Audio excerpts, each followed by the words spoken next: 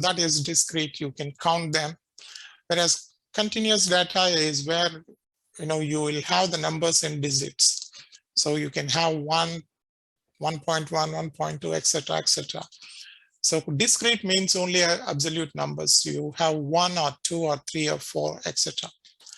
Okay, so we look into what is the meaning of probability distributions. Okay, then we like to see how to calculate the mean for probability distributions, variance for the probability distributions, then how to calculate the probabilities for different type of models, so mathematical models. So the two important probability models which are frequently used in business is the binomial probability distribution and the Poisson distribution. So we look into these two distributions and how some questions related to this probability distributions.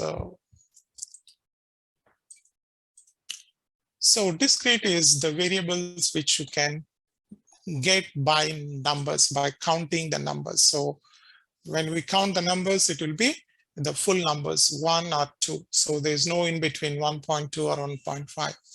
So whereas continuous numbers, so you can have the numbers in digits, okay, in fractions, in point format. Okay, so now we are focusing on the discrete variables. So where you get the data by counting process. So later, the next topic, we'll talk about the continuous variables. So in this topic, the focus is on the discrete data.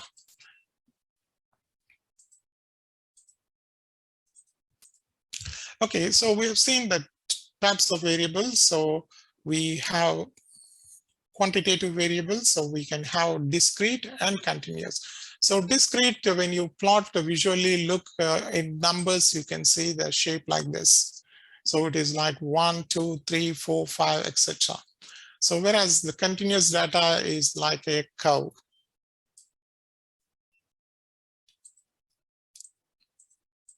Okay, so the discrete variables based on counting the numbers. For example, if you roll a die, okay, you will get either number 1 or 2 or 3 or 4 or 5 or 6. Okay, so if you roll a die twice, okay, so now let us count how many times, let X be the number of times 4 occurs. So you are rolling the die twice and you are counting how many times the number 4 occurs. So you may get the number of 4 when you roll a die twice, okay? So the probability you may not get any time. Okay, you may get 1 time or you may get 2 times.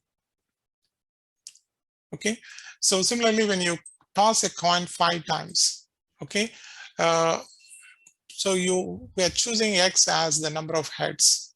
So then what is the probability of getting 0 heads? So that means in all the 5 times you get only tail. So what is the probability of getting 1 head?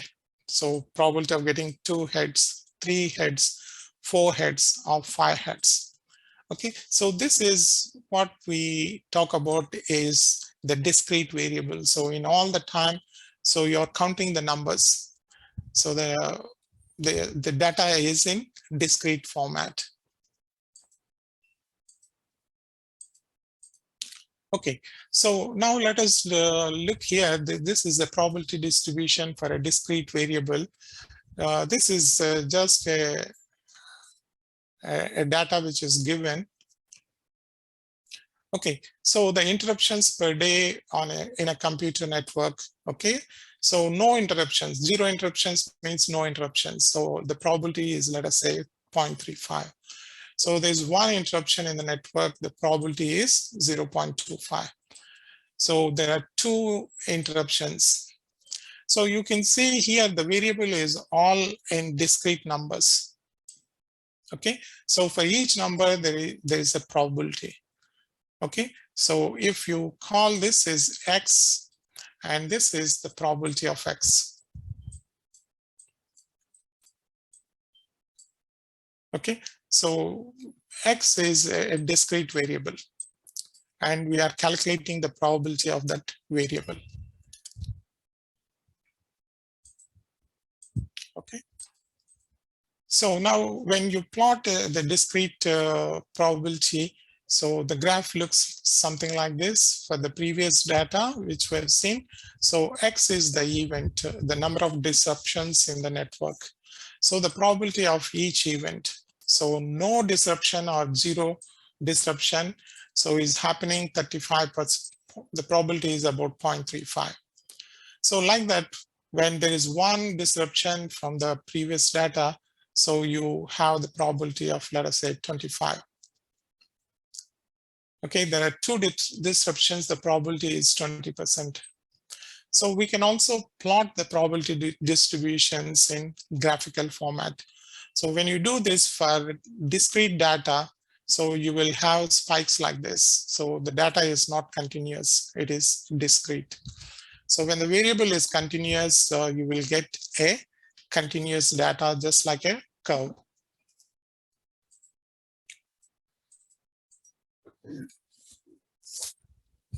Now, when we have the discrete data and its probability, so then we can calculate the expected value or the mean of the discrete variable. So the mean of a discrete variable. So the formula is that now you are calculating the mean for the population. Okay, mean for the population mu is, so this is known as the expected value of X. So mean is also known as the expected value of this X. Now, how do you get this for tabulated data? So for X is the variable, then you are calculating what is the probability. So for example, you can see here, this is in this table, the column, the first column is Xi. So this is the number of interruptions in the computer network. So no interruptions, the probability is 0.35. So zero interruptions, the probability is 0.35. Now, what is the expected value or the mean for this? So the expected value or mean for this is you are multiplying the X with the probability. So 0 into 0.35. So the expected value or the mean for this variable is 0. Now, when the variable is 1, okay, there is one disruption. So the probability given is 0.25. So what is the expected value for this? So we are multiplying 1 with the probability 0.25. So therefore the expected value is 0.25. We are just following the formula. So we are just following this formula for every variable. So when Xi is 2, the probability is 0.2. So what is the expected value or the mean mu? So 2 into the probability 0.4. So then again, we are doing the calculation for 3, 4, 5. So for every event, so you are calculating the mean. So the sum of these things will be the total expected value for the event. Okay, so we are tabulating for every X, we are calculating X into the probability of X. Then we sum the total things, the sum will give you the expected value. So you can see here, you are adding up the product of X and the probability. All right, so this is how we can calculate the mean or the expected value for a discrete variable when we have the data given in X versus probability of X.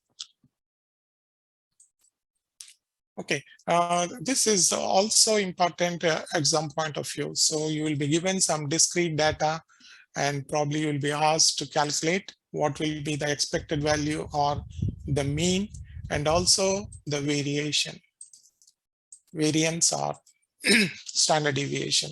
So we can calculate the variance for a discrete variable using this formula. So Xi is your event, okay? Then expectation of X we have calculated from the earlier one. So this is the mean.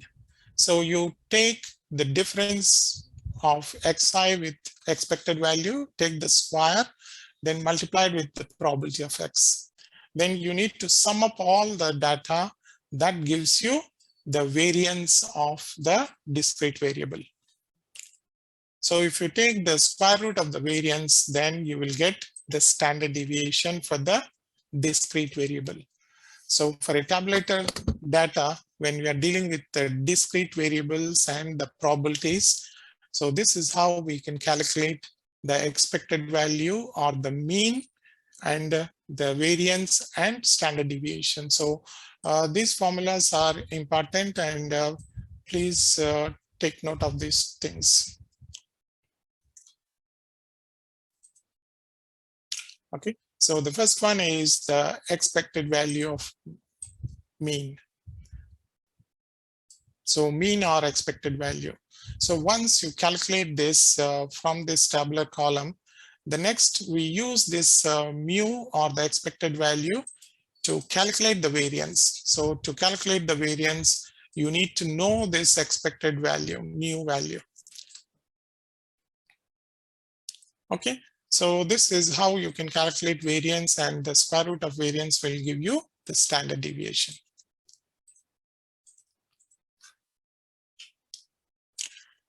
All right, we can have the break in about 10 minutes. So the calculation is shown in this particular slide. So the first column is the variable. So interruptions are the discrete variable. So 0 disruptions, 1 disruption, then the probability. So what you're doing is from each variable, so you are subtracting the expected value of X or the mean value. So from the previous calculation, we know the mean value is 1.4. Okay, so you're subtracting from every discrete variable the mean, so 0 minus 1.4, then you're taking the square of that, so that is 1.96. So for every row you are doing the calculation. Okay, then the next column, so you're multiplying this value. So what you're getting in, let us say, column 3, so you're multiplying with the probability value. So that is again this column 2. So the last column, it gives you the multiplication of, if you consider this is column 1, column 2, then column 3, so column 4. Okay, so column 4 is the product of column 3 and column 2. Okay, so column 4 gives you X minus expectation of X whole square multiplied by the probability of X. So for every row we calculate the numbers, then we sum up, and that gives you the variance of the discrete variable. So the variance for the discrete data. So if you take the square root of that, that will give you the standard deviation. So let me know if this is clear to you or any doubts. Guys, let me know any questions, because this type of calculations most likely you will be doing in the exams.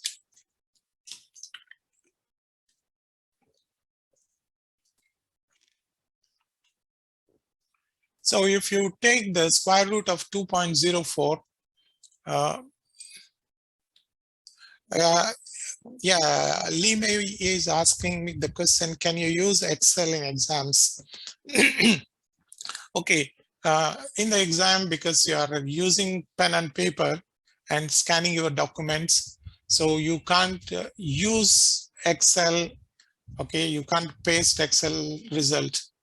Probably you can do your Excel calculation in the computer, then copy your result, that is fine. I know it is very, very simple when you do these things in Excel. So, but in the exam, you can't do this. In the exam, we expect you to use your calculator, but in your case, you are doing remote online, exam. Therefore, Probably to check your results, you can do quick on Excel, then copy your results. And is that clear, Lime? All right. So I think Kui is asking me how to get this 1.428. So if you take the square root of 2.04, so that gives you the standard deviation. So 2.04 will give you square root of that. Use calculator. So you will get standard deviation 1.4283. Is that clear? Okay, I move to the next slide. So this type of calculations for discrete variable. So how to calculate? So the mean or the expected value or standard deviation and variance. Okay, so this is just to study further on the probability distributions for discrete data. Our focus is now discrete probability distributions. When the data is discrete, so there are two important mathematical models. One is the binomial and the other one is the Poisson.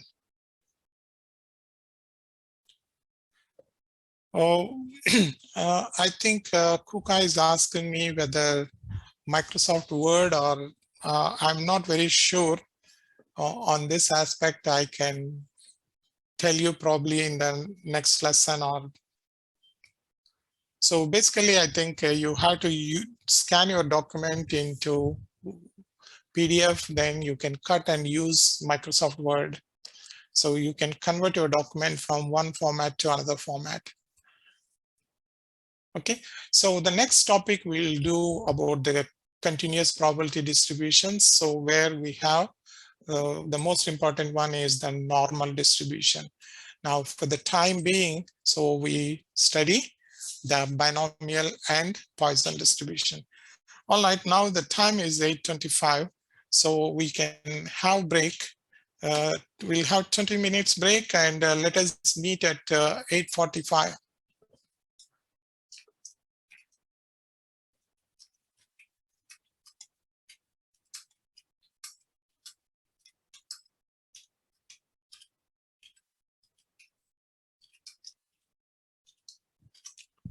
All right, so we'll have a break now. So we'll meet at 8:45. All right, guys, I'll see you there at 8:45. So have a break.